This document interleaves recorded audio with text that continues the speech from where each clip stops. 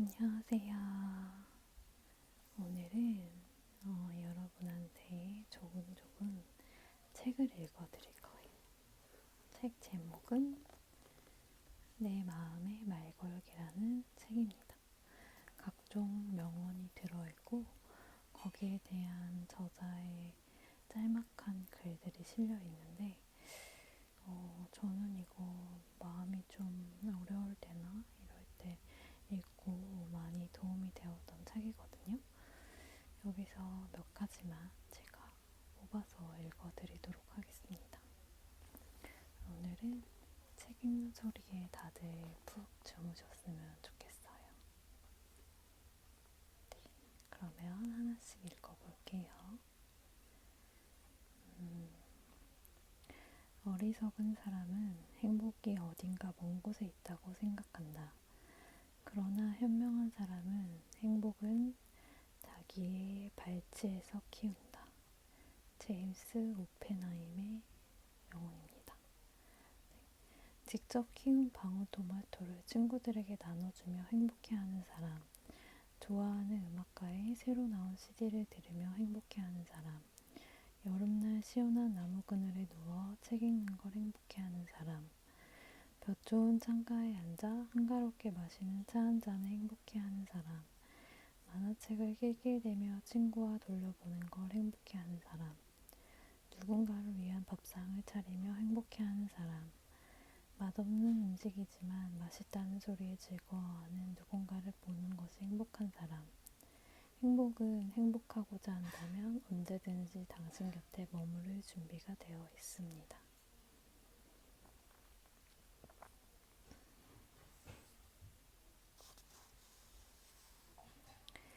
당신의 행복을 성공으로 평가하지 말고 인생이라는 여행 전반을 즐기세요. 행복 그 자체가 길입니다. 웨인 다이어. 인생은 여행이다. 여행의 즐거움은 설렘 그리고 두려움에서 온다. 길을 잘못 들면 어떠한가. 다시 찾아가면 그뿐이다. 역을 지나치며 어떠한가. 되돌아가면 그뿐이다. 조급해하지 않는다면 잘못 든 길에서 뜻밖의 아름다운 풍경을 만나기도 하고 잘못 내린 역에서 좋은 여행 파트너를 만나기도 한다. 만나고 헤어지고 떠나고 도착하고 헤매고 두렵고 낯설고 그러면서 익숙해져 가고 이 과정을 통해 우리는 여행이 주는 진정한 재미에 빠져든다. 조급해할 것도 두려워할 것도 없게 되며 스스로 깊어지고 넓어진다. 여행에는 성공도 실패도 없다. 우리의 인생도 이와 같지 않을까?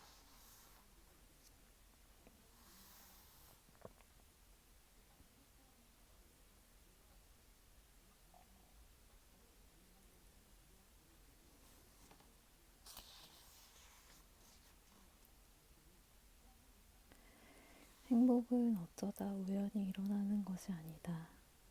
뭐뭐 하다면 행복할 거야 라고 말하는 순간 당신은 절대 행복해질 수 없다.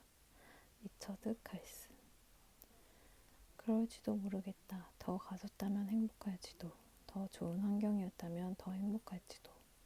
그런데 이것 또한 아는가? 행복하기엔 턱없이 모자라다고 여겨지는 당신의 현재가 원래는 더 나쁜 상황이었을 수도 있다는 것. 그랬다면 현재 상황이 되어도 행복하다 여겼을까? 행복이란 많이 가진 사람에게만 가는 것도, 좋은 학벌을 가진 이에게만 가는 것도, 예쁜 외모의 소유자에게만 가는 것도 아니다. 행복은 어떤 상황, 어떤 위치에 있건 그렇게 되기로 선택한 당신의 것이다. 그래서 행복하기로 마음먹은 만큼 행복이 오는 게 아닐까?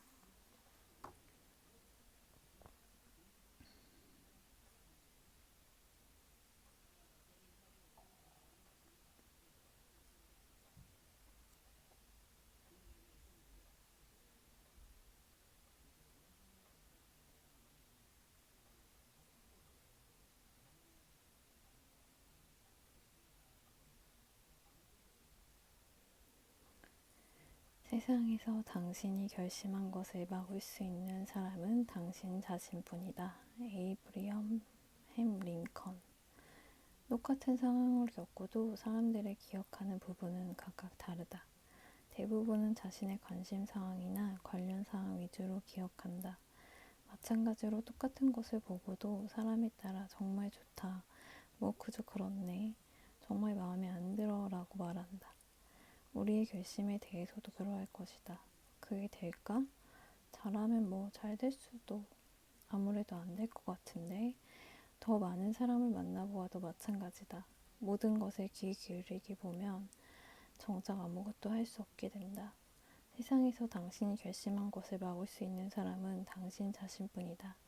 자신이 옳다고 생각한 것을 추진하다 보면 걱정을 표했던 사람들의 생각도 바뀐다. 그런데 이상한 것이 있다. 잘 되고 나면 모두가 똑같은 말을 한다. 그것 봐, 내가 된다고 했잖아.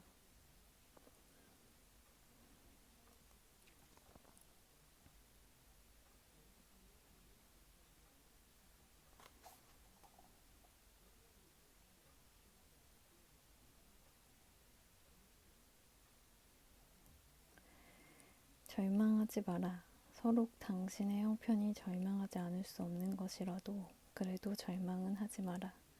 이미 끝장이 난 듯 싶어도 결국은 또 새로운 힘이 생겨나는 법이다. 최후의 모든 것이 정말로 끝장이 났을 때는 정말 절망할 여유도 없다. 프란츠 카프카. 위기가 닥쳤을 때 누군가는 절대 절망하지 않으려고 노력한다. 어떻게 해서든 손바닥만한 희망의 요소라도 찾아보려고 안간힘을 쓴다. 남들 눈에는 별거 아닌 희망을 움켜쥐고 있는 듯 보여도 그 작은 희망이 결국에는 큰일을 만드는 원동력이 된다. 지금 절망하고 있는가? 아무리 둘러봐도 온통 절망밖에 가져다 줄 수 없는 상황인가? 그래서 그 어떤 힘도 나지 않는가? 아니다. 단지 힘을 낼 용기가 없는 것이다. 그야말로 모든 게 끝장이 난 순간에는 힘들다는 말조차 나오지 않을 것이다. 그러니 절망할 수밖에 없는 상황이라고 자신을 덕에 가두지 말고 세상은 내가 원하는 대로 움직일 거야 라고 생각의 흐름을 바꿔보자. 이런 생각이 새로운 힘이 솟아나게 만들 테니.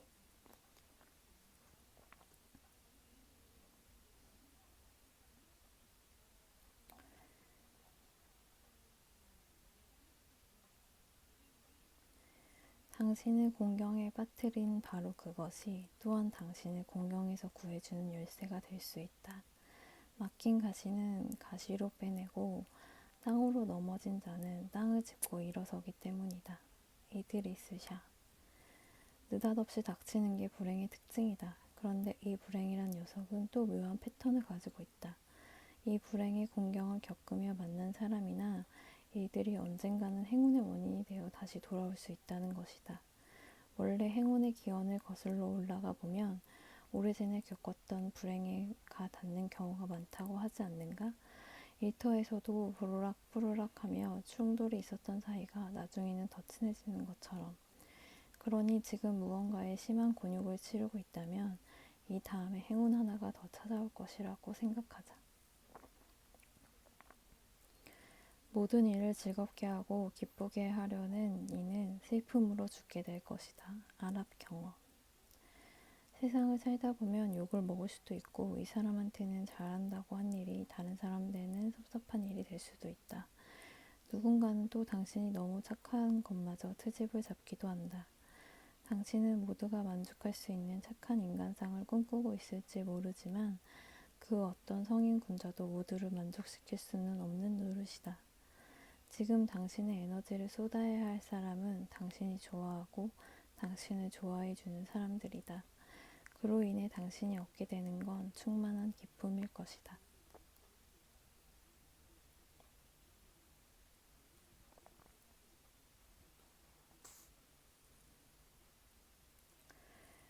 과거를 자랑하지 마라. 옛날 이야기밖에 가진 것이 없을 때 당신은 처량해진다. 삶을 사는 지혜는 지금 가지고 있는 것을 즐기는 것이다. 윌리엄 셰익스피어. 과거에만 젖어 사는 사람은 현실을 도피하고 싶은 심리 상태일 가능성이 높다.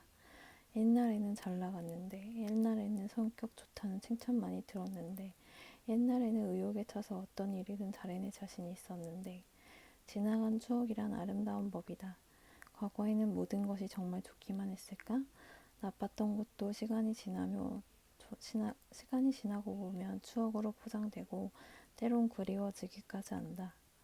그런데도 과거에만 붙잡혀 있다면 우리는 가장 중요한 오늘을 잃어버리게 된다.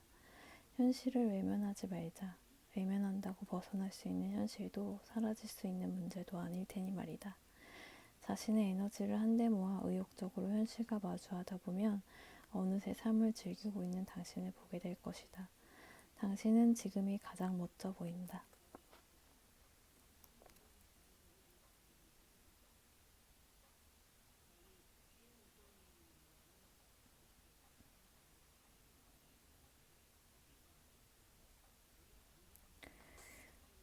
아무렇게나 사는 40살의 사람보다는 일하는 70살의 노인이 더 명랑하고 더 희망이 많다.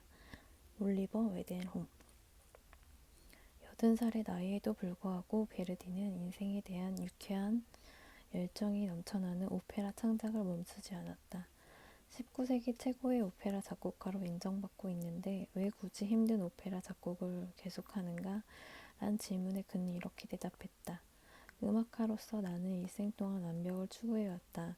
하지만 늘 아쉬움이 남았다. 그렇기 때문에 내게는 한 번 더 도전해야 할 의무가 있다고 생각한다. 우리는 때때로 나이에 스스로 제압당한다. 취직을 할 수 없는 나이가 되어버렸고, 결혼하기에 늦은 나이가 되어버렸고, 뭔가 새로운 걸 하기엔 너무 많은 나이가 되어버렸다. 그러나 나이가 무엇이기 때문에 할 수 없는 것이 아니라 할 수 없다고 생각하기 때문에 나이가 드는 것은 아닐까? 당신의 나이는 지금 몇 살입니까?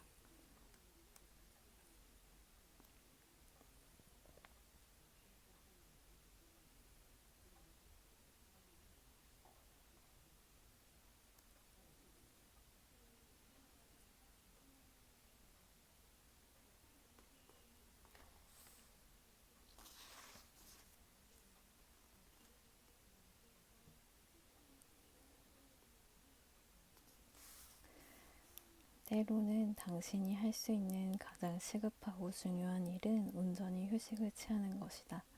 애슐리 브릴리언트.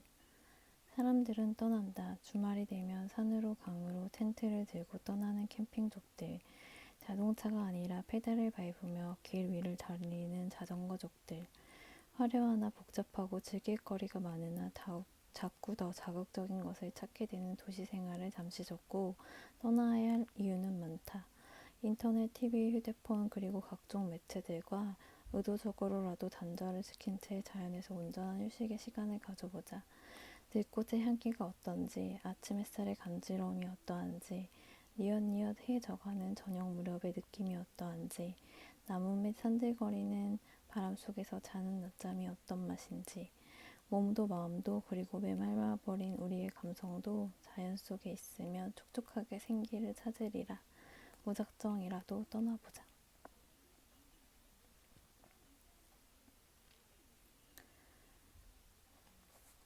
걱정은 내일의 슬픔을 덜어주는 것이 아니라 오늘의 힘을 앗아갈 뿐이다. 코리댐품. 유쾌하게 세상을 사는 법은 간단하다. 자신의 힘으로 해결되지 않는 일에 너무 깊은 걱정을 하지 않는 것. 어차피 걱정한다고 해결되는 일이 아니다. 물론 애정을 쏟은 일이거나 관심을 가진 일이어서 쉽게 상황을 벗어나기는 어렵겠지만 그래도 안 되는 것을 어쩌겠는가. 나의 노력이 덜했던 것도 아니고 나의 애정이 모자랐던 것도 아니고 이미 우리 손에서 어쩔 수 없는 것들인 것이다. 빨리 훌훌 털고 다음 일, 다음 상황에 적극적으로 뛰어들자.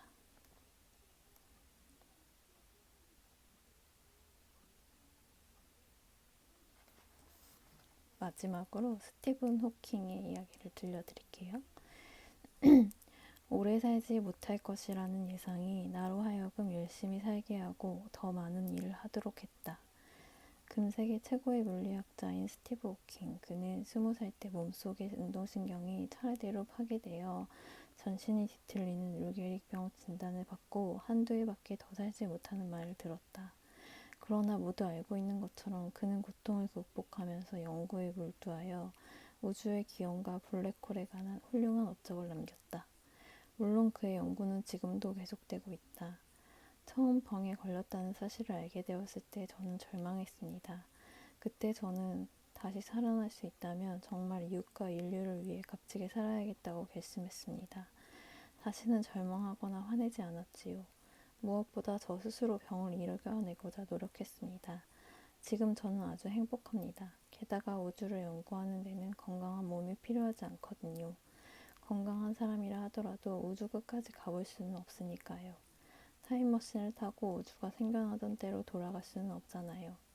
지금 당신이 가슴을 두근거리게 하는 일은 무엇인가? 그것을 하기 위해 늦은 시간이란 없다. 네, 오늘 읽어드린 책 내용들 마음에 조금 하나라도 와닿으신 분들이 있나요?